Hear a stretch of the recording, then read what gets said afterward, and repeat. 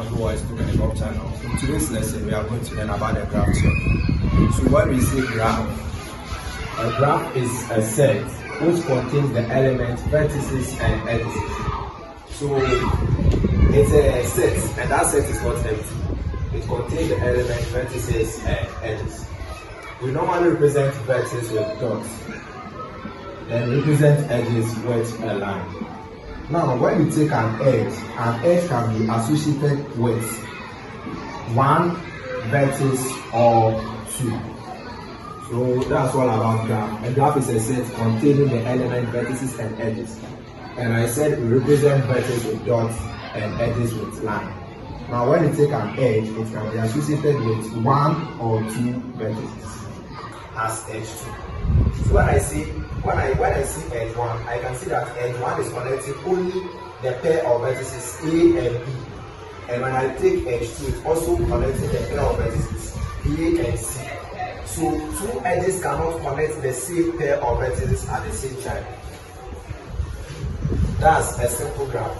Now, the moment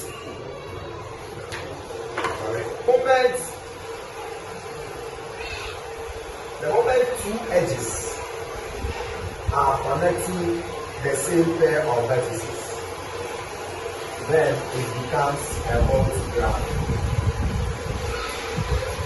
How appear? So that's the difference. In a simple graph, two pair of vertices, two pair of edges cannot compare the same pair of vertices. But in a multi-graph, you can see that this edge is also connecting A and B, and edge 2 is also connecting the vertex A and B, which makes it a multi-graph. So in a multi-graph, two edges can connect the same pair of vertices, but in a simple graph, two edges cannot connect the same pair of vertices.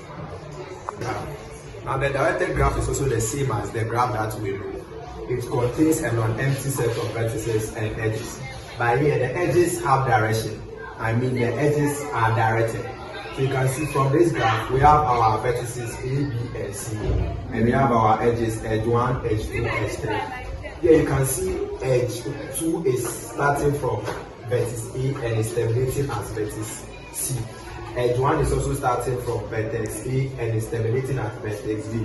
So the directed graph, their edges have direction, but in the simple graph, there is no direction in the edges. So this is everything about directed graph. It's like the normal graph that we know, but their edges have directions.